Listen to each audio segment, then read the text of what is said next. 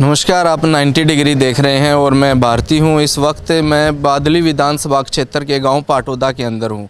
पाटौदा की मैं बात करूं तो बादली विधानसभा के जो बड़े गांव आते हैं उनमें से पाटौदा का नंबर वो दूसरे नंबर पर है। वोट बैंक में है बादली विधानसभा का, बादली ही गाँव है वो इस क्षेत्र का सबसे बड़ा गाँव है और उसके बाद है पाटौदा का नंबर आता है। जी ठीक है ना। तो पाटौदा में आज हम जो चुनावी यात्रा चली हुई है उसके तहत है, हर गांव जाते हुए तो आज पाटौदा पूछे हैं। तो इस इलाके की मैं थोड़ा सा और आपको बताऊं कि यहाँ पे ठाकुर वोट बैंक है, राव साहब वोट बैंक है। तो कहा यह जाता है कि यह क्षेत्र ज़्यादा है वो बीजेपी के साथ रहा है पिछले चुनाव में। तो अब की बार क्या प्रभाव है, क्योंकि आरजेपी पार्टी है शेर सिंह राणा जी की, उसका क्या प्रभाव इस इलाके में है और क्या अब की बार फिर से वोट बैंक है वो भाजपा की तरफ जाएगा या कुछ बदलाव है। तमाम सवाल हैं। मैं शुरुआत करता हूं अंकल जी से। जी जी कोई भी बोल दीजिए। अंकल जी क्या मन है आपकी बार आपका वोट डालने का? बैठे रहिए। अच्छा, हम तो जी के जो दीपेंद्र की वोट डालेंगे। हाँ, दीपेंद्र सिंह हुड्डा की। दीपेंद्र सिंह हुड्डा की वोट डालेंगे। हमारा का पूरा गांव है दीपेंद्र सिंह हुड्डा की वोट डालेगा तकरीबन। अच्छा, गांव का आपने जिक्र किया तो गांव में कितने टोटल वोट हैं? गांव में 6,500 वोट हैं, 6,500 7,000। तो पोलिंग लगाएं 5,000 के आसपास हो जाए। 5,000 के आसपास हो जाएगा पोलिंग आराम से। 5,000 में से कितना वोट मान के चलें कि कांग्रेस को जाएंगी? 5,000 में से 3-3,500 वोट मान के चलो जी। हम्म। जो बची 1,500 उसमें आरजेपी और बीजेपी। हाँ हाँ, दोनों पार्टी में, दोनों पार्टी। जी अंकल जी आपका मत किस तरफ आपकी बात? मैं दीपेंद्र की वोट के लिए है, क्योंकि गांव में काम किया हुआ है इसने, जो भी हॉस्पिटल डिग, तो वो अपनी मजदूरी मांग रहा थी, हमको उसकी मजदूरी लौटाने का समय है हमारा है। और बीजेपी का ने कभी आके ना किसी को दर्शन नहीं दिया, किसी के दुख सुख को नहीं पूछा। हाँ जी, कभी दर्शन नहीं हुए, कोई पहचान नहीं किया है कि नहीं है। तो अब कोई काम हो तो कल जो नज़दीकी होता है उसी को बताया जाता है। मोदी को हमको कौन पहुंचने देगा हैं। अब कल ये इसको तो इसलिए हम ना राहुल को ना किसी को, दीपेंद्र को वोट दे रहे हैं, क्योंकि हमारे गांव के लिए हर समय वो आता है और आने के बाद में जो काम पब्लिक कहती है उस काम को किया है। और किया है तो उसने मेहनत किया, तो गांव उसकी मेहनत का फल देने के लिए आज तैयार है। अंकल जी आपने जिक्र किया कि मोदी से कोई मिलने नहीं देगा, आपने सही समझा, क्योंकि अरविंद शर्मा हर अपने संबोधन में कहते हैं कि आप ये वोट है वो डाल रहे हैं मोदी जी के लिए, इस वोट से है प्रधानमंत्री चुना जाता है। लेकिन आपने ठीक से कहा कि हमें तो मिलना है वो नीचे इनके जो नुमाइंदे होते हैं, जो नेता होते हैं, उन्हीं से होता है। हाँ जी, तो उन्हीं से होता है साहब। जो ये जो एमपी एमएलए होता है यही गांव का काम करे, यही पब्लिक से मिलने दुख सुख में शामिल नहीं होंगे तो फिर उसके लिए तो बेकार है। कोई प्रधानमंत्री दुख सुख में शामिल थोड़ी होने आएगा। तो दीपेंद्र हुड्डा की सरकार थी, कांग्रेस सरकार थी, जब गांव का एक मुख्य काम क्या हुआ था पाटौदा का? सबसे बड़ा तो हॉस्पिटल हुआ। हॉस्पिटल में ऐसा है, गरीब आदमी के बच्चा जैसे डिलीवरी होता था तो साहब वो उसके लिए वो पहुंचता, बेचारे के पास पैसे नहीं बनते, पैसे बनते तो गाड़ी नहीं बनती। और ऐसा काम उसने किया कि आज उस दिन के बाद में सुरक्षित है। नहीं तो कम से कम हर साल में 20% या तो औरतें मतलब मरीज थी या बच्चा मरा पैदा होता था। पहला काम। दूसरा कैजुअलिटी हो जाती थी, कैजुअलिटी होती थी। और दूसरा डिग का काम किया, पाइपों का काम किया, पानी का काम किया है। और आज भी उसको कोई काम करती। दूसरा रोड का काम, जो एक मादलपुर को रोड जाता है, ये इतना भयंकर रोड था कि इस रास्ते में दिन में भी मतलब आदमी को या कोई उठा ले डकैती हो जाए, इतना भयंकर रास्ता था ये। और इसने ये महान कार्य किया, वो रोड दीपेंद्र ने। एक छोटा सा सवाल और है, ओम प्रकाश धनखड़ अगर यहाँ अपील करते हैं कि भाजपा को वोट दीजिए, कुछ प्रभाव रहेगा? नहीं जी, कोई प्रभाव नहीं रहे। अगर उसका प्रभाव होता तो वो एमएलए में नहीं जीत जाता। तो अंकल जी मैं आपसे मेरा सवाल ये रहेगा, लगातार है सवाल सबसे करेंगे, तो आपसे मेरा सवाल ये है कि आपकी बार मोदी लहर आप मानते हैं? नहीं जी, कोई मोदी लहर नहीं है हमारे यहाँ पर, कोई फैक्टर नहीं मोदी का। तो किस बेस पे आप वोट डालते हैं, किस मुद्दे को लेकर आप वोट डालते हैं? मुद्दे जी अगर अंतर्राष्ट्रीय लेवल पर देखे तो भी कहीं नीचा दिखाया है, नेशनल लेवल पर देखे तो भी कहीं एयरपोर्ट पे एक दी। सबसे बुरी हमारे बच्चों की दशा, जो आर्मी में जाया करते हो 4 साल की कर दी, और तो कहीं हमारे बच्चों को सर्विस मिलती नहीं। आर्मी में थी, इनके अंदर भी हमारा बुरा हाल कर दिया। वो भी 4 साल की ना वो इधर कर रहा है ना, बाप सर्विस कर रहा है, बेटा रिटायरमेंट घर आके घर आ रहा है। तो ये काफ़ी चीज़ें हैं जो कि मोदी फैक्टर नहीं है। बहुत सोच के हमने भी पिछली दफ़ा मोदी को ही चुना था, बहुत अच्छी तरह से चुना था और ये उम्मीद करके चुना था कि भाई देश को कुछ नई दिशा मिलेगी। अच्छा, आप मेरे को ये बता सकते हैं कि गांव में पिछली बार जो चुनाव था लोकसभा का, उसमें कौन विजयी होके यहाँ से गया था पाटौदा से? अरविंद शर्मा गया था। कितनी वोटों से? लगभग डिफरेंस था जी, 17 वोट ज़्यादा लेके इस बार ये बढ़ रहा है घट रहा है? घट रहा है। अरविंद शर्मा विपरीत परिस्थितियाँ है। दीपेंद्र हुड्डा क्लियर निकलेगा जी। जी अंकल जी, आप वोट की बता दीजिए, किसके साथ जाएंगे? नहीं, दीपेंद्र के साथ, विकास के साथ सब। हाँ। अच्छा तो अंकल जी, अंकल हम तो भाई मेंबर साहब पंचायत दीपेंद्र के साथ है भाई हम। दीपेंद्र के साथ हैं। दीपेंद्र ने काम भी किए हमारे गांव के अंदर और बच्चा दीपेंद्र का उत्सुक है। पिछली बार कुछ गलतियां हो गई थी किसी प्रकार से मोदी फैक्टर से, कैसे उसकी भूल को अब की बार नहीं होने देंगे। पूरा गांव अपने बलबूते पे है और सब दीपेंद्र के साथ होने की खुद उत्सुकता रख रहे हैं। और पार्टी और प्रधानमंत्री से भी कोई मतलब, खाली दीपेंद्र के साथ होने के उत्सुक हैं। हाँ जी। तो एमपी साहब आए हैं अभी कभी आपसे वोट अपील करने? अभी नहीं आए हमारे यहाँ। अरविंद शर्मा का जो कार्यकाल रहा, किस तरह का कार्यकाल? कभी मेरे हिसाब से 70% आदमी जानते भी नहीं होंगे अरविंद शर्मा कौन से हैं। और दीपेंद्र को शायद बच्चा जानता है कि ये दीपेंद्र है। सबसे पहला फैक्टर तो यही है। अरविंद शर्मा को तो शायद 70% जनरेशन नहीं जानती कि हमारे एमपी हैं। देखिए, इस गांव का इतिहास मेरे को भी थोड़ा मालूम है कि क्यों से जब सकरात आती है तो बड़ा खेल मैदान यहाँ लगाया जाता है पाटौदा के अंदर कबड्डी का। कभी उसके अंदर शिरकत की हो आपके गांव में? नहीं, उसमें भी नहीं आए जी, होता ही नहीं। राजनीतिक मुद्दा ही नहीं है। दीपेंद्र है वो बिना बुलाए, ग्रांट उनकी तरफ से कोई ग्रांट नहीं, कोई ग्रांट नहीं। कितनी गांव के लिए शर्मा जी को खास ग्रांट नहीं है। कभी गई हो पंचायत की? पंचायत तो अपना प्रस्ताव देती रहती है लेकिन आते तो नहीं वो। कोई प्रस्ताव कोई याद हो आपको? याद अभी तो है नहीं, लेकिन जो प्रस्ताव दिए थे, जो पहले काम दीपेंद्र ने कर रखे, डिक्के पानी का, CHC का, सड़कों का, इसके अलावा उसके बाद कोई काम ही नहीं हुआ है। रोजगार का कैसा काम रहा है? रोजगार तो अब तो वेयर हाउस है, उसके अलावा मजदूरी दिहाड़ी कहीं कर लो। कोई सरकारी नौकरी हो, और सरकारी नौकरी जमींदार का बालक तो यही फौज की भरा करता। ये 4 साल की नौकरी, जिसके अलावा कोई काम करो। सरकार ने काफ़ी ऐड की कौशल क्या? कौशल में आप एक बात बताओ, जो बच्चा पहले तो CAT क्लियर करो, उसके बाद फिर वो पक्का तो नहीं हुआ, एक लिमिटेड बेस पे तो रहा। नहीं, वो तो अलग से था। कौशल में तो शायद सीटी नहीं। उसमें भी कहाँ रोजगार मिले। गांव के पटौदा के तो मेरे ख्याल में कोई 10-5 बच्चे हो, तो उसके अलावा तो है नहीं कोई।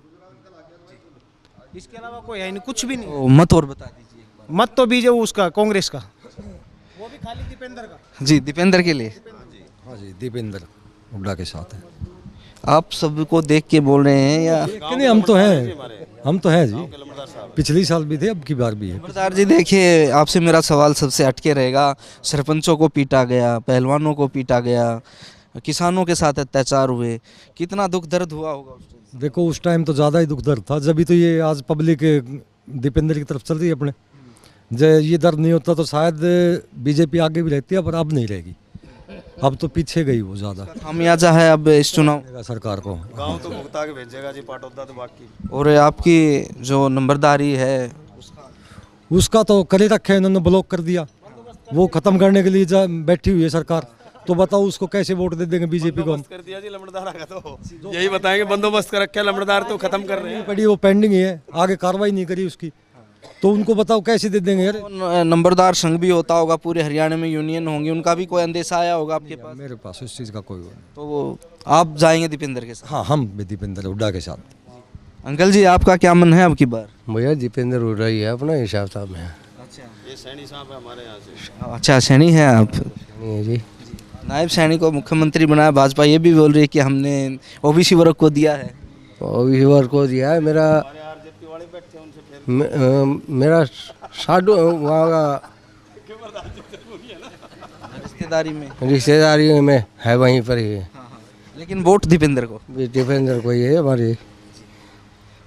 अंकल जी, कैसे हैं? सेहत पानी बताइए। ठीक ठीक है। चौकीदार भी काफ़ी दिनों तक धरने पे रहे, जज्जर सीटी चाबी खुड़ लेके साइकिल वगैरह लेके जाते थे प्रदर्शनों में, कभी गए थे? गया कितना दुख होता था जब वहाँ बारिश में बैठे रहते थे? दुख होता था किसने अच्छा, तो अब की बदला लेंगे क्या चौकीदार? ना हम तो क्या कांग्रेस का है हम तो उम्मीद है भूपेंद्र सिंह हुड्डा से कि उठा अच्छा पूरी उम्मीद है। पूरी उम्मीद है गांव से जीत के जाएंगे। और मेरे साथ है कांग्रेस से जी। प्रधान जी बताइए क्या मन में है अब की बार वोट का? अब की बार दीपेंद्र की। दीपेंद्र को क्यों? एक मजदूर और किसान का नेता, योग्यता के आधार पर, ना कि दीपेंद्र की हम पार्टी की वजह से वोट नहीं दे रहे। उसके खुद का इतना हाव भाव, प्रेम, काम करने का, मजदूर को भी बराबर समझता है, किसान को भी, अमीर को भी, गरीब को भी। इस वजह से दीपेंद्र के साथ। कभी मिले दीपेंद्र सिंह हुड्डा से? खूब सड़क पर चलता राम राम जी, प्रेम तो बोलो जी, प्रेम तो हर आदमी था। आओ भाई आ बैठ। ये अपना अरविंद शर्मा ने तो 5 साल लग शकल भी ना दिखाई लोगों तो बताओ। अब बोल रहे हैं कि ये वोट तो प्रधानमंत्री के लिए जाता है। होगी जी, हमारे प्रधानमंत्री का तो पीछे नंबर पड़े, उन पर रात पड़ ले हो। समझते हैं इस बात को कि किस तरह से? बिल्कुल। तो गांव का किस तरह का माहौल मानते हैं? बहुत बढ़िया, बहुत ही बढ़िया। अब की बार शायद दीपेंद्र सिंह हुड्डा निकलेंगे जी। घनी वोटा था जी, कम से कम 2-2.5 लाख वोटों। गांव से? गांव से भी कम से कम भी ना तो 4,000 वोट। आपका हो गया जी? अंकल जी क्या लग रहा है? जी बीजेपी को वो नहीं, हम तो देखो उसने बहुत बढ़िया काम किया था। दीपेंद्र हर गेड़ा गैल पैसा दे के गया था हमारे। अभी 4 आदमी गए थे, ये मूर्ति लगाई थी, किसी की जमानत नहीं थी, जाके 4 लाख रुपए ले आए थे। देगा किसी जमानत में नहीं। हर देवी मंडप आता है दे के जाता है, 1-2 लाख। अरविंद शर्मा जी वैध नहीं, उन्होंने तो राम मंदिर बना दिया देश के लिए। यहाँ मंदिरों की बना दिया होगा। तो ये इसने बढ़िया काम करा क्या गांव का? हमारे गांव में आता है, बहुत बढ़िया करता है। भाजपा ने बना। हाँ जी बताइए। प्रधानमंत्री का भी ऐसा है कि जैसे आप भी जानते हो कि जब जो भी कोई भी कंपनी विदेश से या कोई भी एयरपोर्ट यानी कोई भी चीज़ आती है तो दिल्ली के नज़दीक रहना चाहता है हर इंसान। सबसे पहले हरियाणा चुनता था। हरियाणा में शायद इंडिया में कोई दूसरी नंबर पर सबसे पहले IMT मानेसर कंपनियों ने खोल लिया है। आज वो कंपनियां कहाँ हैं? प्रधानमंत्री मोदी के नाम से वोट लेते हैं, कंपनियों गुजरात ठाठा ले जाए, हमारे बच्चे कहाँ जाएंगे? वाला कार्गो एयरपोर्ट भी हैं जी? मैम में जो कांग्रेस सरकार में कार्गो एयरपोर्ट आया था वो भी नोएडा की तरफ उठा लेंगे। हाँ तो वो हम बता रहे हैं बच्चों को रोजगार कहाँ, जो कंपनियां हैं उसको भी ठाकर उधर फेंक दिया, जबकि विदेशी आते ही सबसे पहले इधर ने सेलेक्ट करता है राजस्थान की नज़दीक ज़मीन को या हरियाणा की को। अब मोदी के नाम से वोट तो देते लेकिन ये बच्चे जो है ना कहाँ जाएंगे? जो कंपनियां रोजगारी फैली, बेरोजगारी इतनी फैला दी कि वो भी गुजरात ठा लेगा। आप कुछ कह रहे थे वो बताइए। भाई साहब यहाँ पे जो वोट है ना तो जाति के आधार पे, ना किसी पर्सनल पार्टी के हिसाब से, ना तो हमें एक जमींदार वर्ग को पार्टी खाने को देती, अपने गोडे से मेहनत करके खाना पड़े। एक तो दीपेंद्र जो है कम से कम जाकर कह दिया भाई साहब यो काम करना है हमारा, करो ची ना करो, दिलासा तो देश है। अरविंद शर्मा जी माननीय हमारे MP यहाँ 5 साल शकल ना दिखाई रही, उनसे छुच्छक बुला लो आज को। नाराजगी है इस चीज़ की। नंबर 2 बात सुनो, देवी मंदिर में आसपास के 5-10 गांवों में 20 गांवों में आज के दिन ऐसा स्थल यहाँ है नहीं कोई, और ये किसी के घर से तो चलता नहीं, या तो सरकार से चलता है, किसी के चंदे से चलता है। सबसे ज़्यादा योगदान दीपेंद्र का। उसके बाद में अपने अरविंद शर्मा जी आते थे, 11,000 रुपये देते थे, हमारा चौकीदार साहब दे देगा 11,000 रुपये साल में 2 बार भरे। रोजगारी खत्म कर दी। अगर दीपेंद्र, उम्मीद थी हमने, अगर दीपेंद्र पिछली बार आता तो जो यहाँ वेयर हाउस बन रहे हैं उसकी जगह कम से कम एक कंपनी आती, एक कंपनी आती तो यहाँ 10 कंपनी ऑटोमेटिक हो जाती। अब ये वेयर हाउस बने, ये तो क्या है कोई स्थायी चीज़ थोड़ी है, आज है कल बंद हो जाएंगे। आज किराया उठा कल दूसरे का बंद हो जाए, तीसरे का चले जाएगा। एक काम कर दिया लोग, ये खराब कर दिए। मेरा 4 किला लागे से मैंने सोची चाचा ने ज़मीन बेच दी, भाई तू भी गाड़ी में घूम, मन ने भी बेच दी। इमक करूँगा क्या अनपढ़ आदमी के, तो गाड़ी लाऊंगा बड़ी, कोठी बनाऊंगा, फिर खाऊंगा के बाढ़ का रिश्ता बना आगे। कम से कम कोई सिस्टम ऐसा होता, फैक्ट्री होती तो उसमें बच्चे लिमिटेड भी होते, पक्के भी होते, एजुकेशन भी होती। अब ये जो खत्म ये ड्रामा खड़ा कर दिया है, तो टीन के खोखे कोई खड़े कर दो, सरकार के पैसे थोड़ी लग रही है इसमें, तो लोन मिले दुनिया भर का। जमींदारा खत्म। मोदी जी 6,000 रुपये दे रहे हैं साल के, और उसके लिए देश के ऊपर बहुत भारी वजन पड़ रहा है। मोदी का खुद का पैसा थोड़ी है।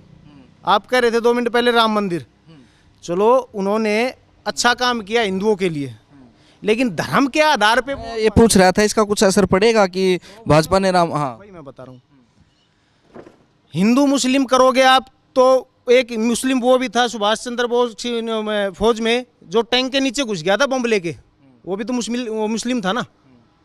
तो आप सब मुस्लिम खराब थोड़ी होते। ना मैं हिंदू का पक्षधर हूँ ना मुस्लिम का हूँ, ना हर हिंदू खराब है ना हर मुस्लिम खराब है। राम मंदिर की बात है, राम मंदिर में देश का पैसा लगा है, आपको पता है, लाखों करोड़ों अरबों रुपए चंदा आप जैसे हम जैसे लोगों ने दिया है। भाजपा अपना क्रेडिट ले रही है। अपना क्रेडिट ले रही है। नंबर 2 3 बात ये जो मैं बता रहा था, ये मेरे को छोटे से उसमें बताइए, राम मंदिर का कोई असर? कोई इफेक्ट नहीं है जी। अभी पहलवान जी, पूरे गांव की आपने बातचीत सुनी, तो क्या निष्कर्ष निकला आपकी नज़र में? मेरे से ज़्यादा अच्छा आप काट सकते हो, आप पत्रकार हो। आप भी अपनी राय रखिए। नहीं, मेरी राय तो सब, मेरा तो परिवार है, मेरा तो 35 साल से आना जाना है गांव का, मेरे पास और मेरे पास इनके पास। जो बातें सभी साथियों ने आपके बीच में बताई, तो मैं तो ये मान के चलता हूँ कि इसका नतीजा तो निकल चुका चुनाव का, तो दीपेंद्र हुड्डा भारी मतों से जीत रहे हैं। और जहाँ तक बात आप अजीत से पूछ रहे थे कि मोदी जी ने राम मंदिर बना दिया, ये मोदी जी पैदा नहीं हुए थे, तो उससे पहले भी यह संस्कृति हमारी रही है कि हम सुबह उठते हैं तो चाचा राम राम, ताऊ राम राम, दादा राम राम, भाई राम राम। अगर हम खेत के अंदर हड़ भी चलाते हैं या अपना ट्रैक्टर भी जोड़ते हैं, तब भी हर किसान जो हिंदुस्तान वो सनातनी है, वो एक ही बात कहता है कि लो भाई राम का नाम। क्या मोदी जी हर ने पेटेंट करा लिया क्या भारतीय जनता पार्टी ने इस राम को? अब भाई इन्हीं के पास रहेगा, इन्होंने सब कुछ कर दिया। और वो डिसीजन मोदी जी का नहीं था, वो डिसीजन कोर्ट का था, और सुप्रीम कोर्ट ने, माननीय सुप्रीम कोर्ट ने वो डिसीजन कर दिया। मोदी जी राम के नाम पर वोट मांगने का काम कर रहे हैं, मोदी जी काम के नाम पर वोट मांगने का काम कर रहे हैं। कल गुवाना में आए, कब अम्बाड़ा में आए, मोदी जी ने ये बताने का काम क्यों नहीं किया कि 15 लाख रुपए भाई मैंने सबके खाते में गिरे हैं, बताओ किस किस के में आए हैं। मोदी जी ने ये घोषणा क्यों नहीं करी कि 2 करोड़ रोज़गार मैंने हर साल देने का वादा किया था, कि मैंने इतने लोगों को रोज़गार दे दिए। मोदी जी ने ये घोषणा क्यों नहीं करी कि मैं हरियाणा प्रदेश के अंदर मैंने इतनी इंडस्ट्रीज लगा दी, जैसा अभी छोटे बेटे ने बताया कि अगर हमारा ये एरिया जो है ये गुड़गांव के साथ टच है, हेली मंडी की हमारी ये लुहारी की सीम मिलती है, तो यहाँ बहुत डेवलपमेंट के चांसेस थे। अगर दीपेंद्र हुड्डा जी बनते तो भारी मात्रा में यहाँ पर विकास होना था। लेकिन भारतीय जनता पार्टी के लोग ये बताने का काम नहीं कर रहे। देश के प्रधानमंत्री हैं, इतने गरिमामयी पद पर बैठे हैं, हिंदुस्तान पूरी दुनिया में सबसे बड़ा लोकतंत्र है। और परसों ही मैं मोदी जी के इंटरव्यू देख रहा था कि मैं हिंदू मुसलमान नहीं करता, कल फिर आकर गोवाना रंबाड़ा के अंदर उसी बात को कहने का काम किया। क्या देश के प्रधानमंत्री को ये बात शोभा देती है क्या? अगर आपकी भैंस को खोल लेंगे, आपके मंगलसूत्र को ले जाएंगे, आपकी ज़मीन का बंटवारा कर देंगे। मोदी जी इससे पहले भी आप तो 10 साल से हो, अटल बिहारी वाजपेयी जी भी रहे हैं, और भी दूसरे नेता रहे हैं, विश्वनाथ प्रताप सिंह जी भी रहे हैं। किसी ने इस प्रकार का भ्रामक प्रचार करने का काम नहीं किया। प्रधानमंत्री का पद तो एक सुशोभित पद है, इस भारतवर्ष का सबसे सम्मानित पद है। तो प्रधानमंत्री जी इस बात को लेकर के चलें कि मैंने किसान की आय दुगुनी करने का वादा रिवाड़ी में आके किया था 2014 के अंदर। किसान की आय तो दुगनी नहीं हुई, किसान को उल्टा मारने का काम और कर दिया। किसान की ना तो फसल का भाव मिल रहा, एमएसपी देने का वादा किया, उसके ऊपर प्रधानमंत्री जी को आना चाहिए। जहाँ तक बात प्रधानमंत्री जी करते हैं कि भाई कभी हिंदू, कभी मुसलमान, कभी अगड़ा, कभी पिछड़ा, कभी आरक्षण, कभी फलाना, एक भाषण प्रधानमंत्री जी ने काम के नाम पर देने का काम नहीं किया। की बार मोदी फैक्टर नहीं चलेगा। धीरज जी, मोदी फैक्टर को आप भूल जाओ। वो एक कहावत थी कि भाई नहर में पानी आ रहा के, बोला वह नहर में को ने आँखा मारा है। लोगों की आँखा में पानी निकालने का काम 10 साल में कर दिया। चाहे किसान हो, चाहे कमेरा हो, चाहे व्यापारी हो, जीएसटी लगा करके छोटे व्यापारी का उद्योग धंधा चौपट करने का काम किया। नोटबंदी करके न सारा जो कुछ माल मसाला है वो दुखी है, आपका कहना है? मेरे कहने का अभिप्राय यह है कि ये भारतवर्ष वाहिद पूरे दुनिया के अंदर एक ऐसा देश है जिसकी अर्थव्यवस्था केवल कृषि पे टिकी हुई है, केवल और केवल कृषि के ऊपर है, और उस किसान को मारने का काम कर दिया। 13 महीने तक हिंदुस्तान का किसान बॉर्डर के ऊपर पड़ा रहा, चाहे बारिश थी, चाहे गर्मी थी, चाहे सर्दी थी, और 750 किसानों ने अपनी शहादत देने का काम कर दिया। उसके बावजूद भी प्रधानमंत्री जी ने न विधान लोकसभा में न लोकसभा के बाहर एक भी शब्द किसान के प्रति सहानुभूति का बोलने का काम नहीं किया, बल्कि ड्रामा करके ये कह दिया कि मैं माफ़ी मांगता हूँ, मेरी तपस्या में कमी रहेगी। आपकी तपस्या में एक बार कमी रही, 2 नोटबंदी करी, आपने भावुक होकर कहा लोगों से कि मेरे को जूते मारना काला धन है, वो काला धन प्रधानमंत्री जी बताने का काम करें कहाँ से बरामद किया गया। शुक्रिया बातचीत के लिए। Thank you. तो पाटौदा में इस वक्त हम मौजूद थे और गांव की पूरी सरदारी यहाँ मौजूद है, चाहे चौकीदार हो, नंबरदार हो, जमींदार हो, तमाम वर्ग यहाँ इकट्ठा हुआ है। और अब की बार के समीकरण हैं वो पिछले 2019 के लोकसभा चुनाव के बिल्कुल विपरीत स्थिति में अब की बार पाटौदा गांव की रिपोर्ट है वो आई है, और बाकी चुनाव के बाद का जो परिणाम होगा वो भी हम आप तक पहुंचाने की कोशिश करेंगे। लगातार है चुनावी यात्राएं हैं वो जारी रहेंगी। तब तक के लिए शुक्रिया।